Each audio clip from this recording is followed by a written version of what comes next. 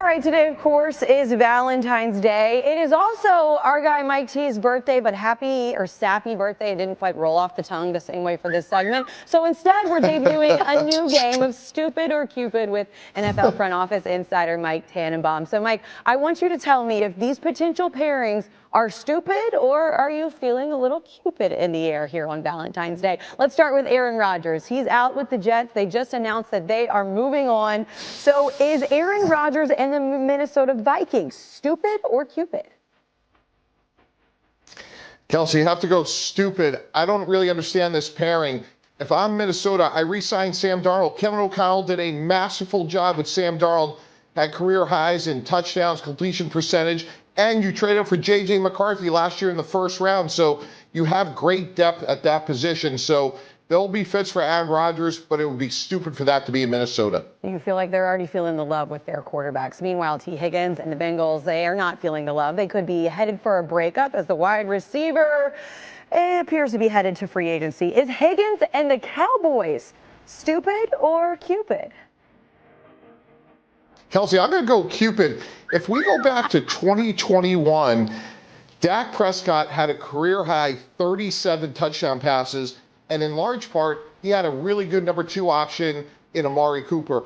And if you could pair T. Higgins with CeeDee Lamb, wow, it's going to be really hard for opposing defenses to match up with those 2 receivers. So Dallas has a lot of other needs, as we talked about earlier, but boy, I would love to see those guys together. Let's get one more in. Myles Garrett. He wants out of Cleveland and has expressed desire to be drafted by the Cowboys. How do we feel about this? Stupid or Cupid? I'm going to go Cupid. Look, they have a lot of other needs, but boy, could you imagine if you had Myles Garrett with Micah Parsons? That would be unbelievable. What a pass rush duo that would be.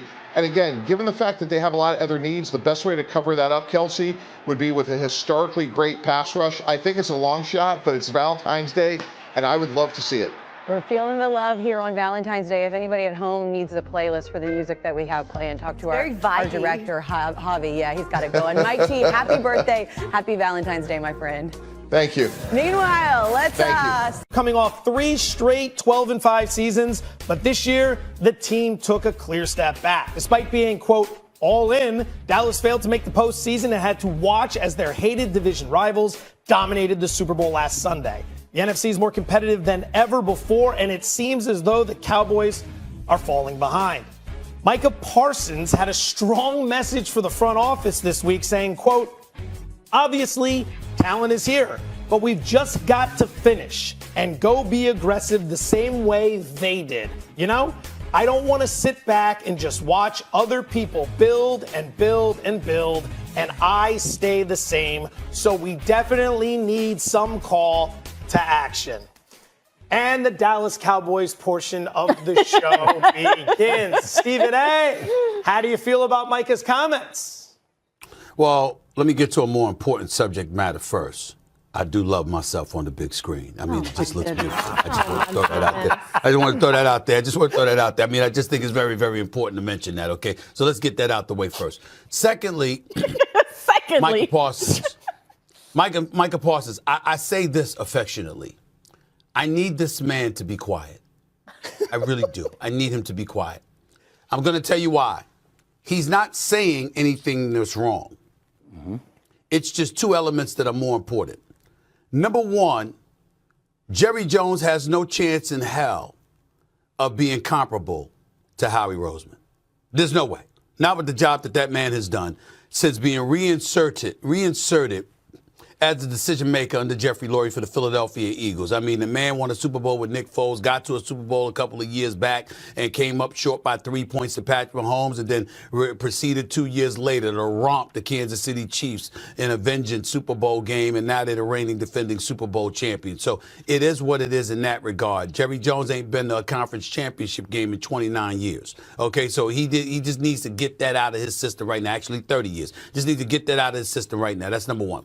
Number 2, the biggest reason I need Micah Parsons to be quiet is that I want him to get paid. So you want them to go after Myles Garrett? And you want them to sign a couple of your other teammates that's already been on the squad? What about you, bro?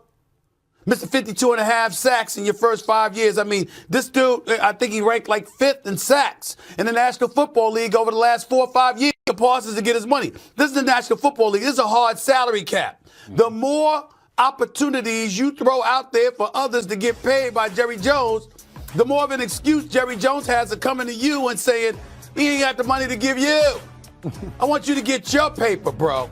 That's what I want to do.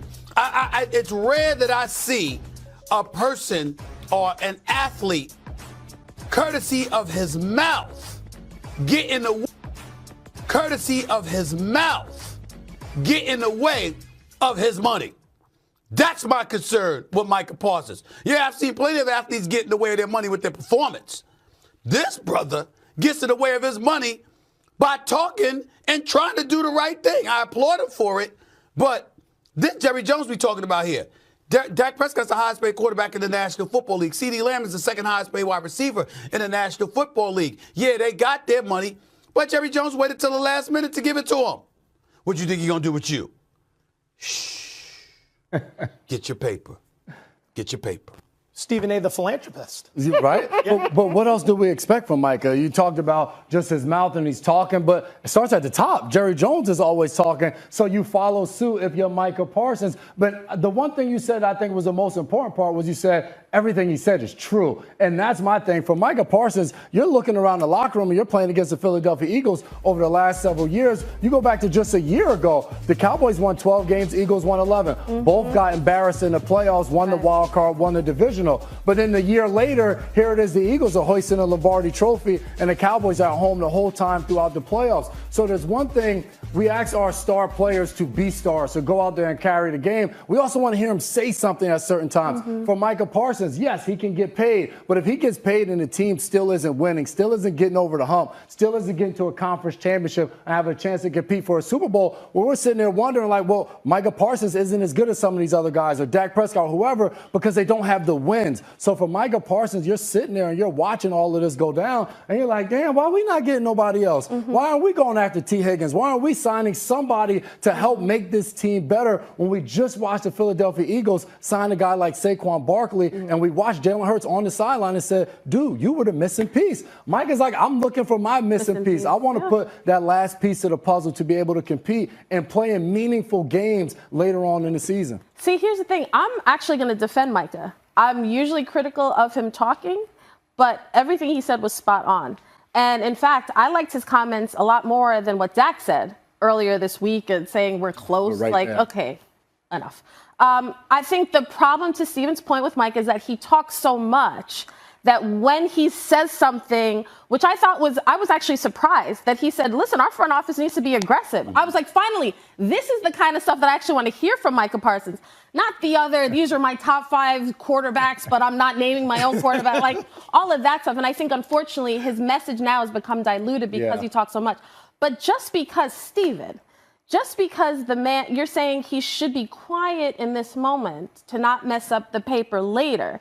If I think I'm one of the best players, I'm not worried about who. If I think I'm the best, I'm not worried about who walks in here alongside me. I'm looking for other dogs. It does mean that Micah has to play up to his mouth.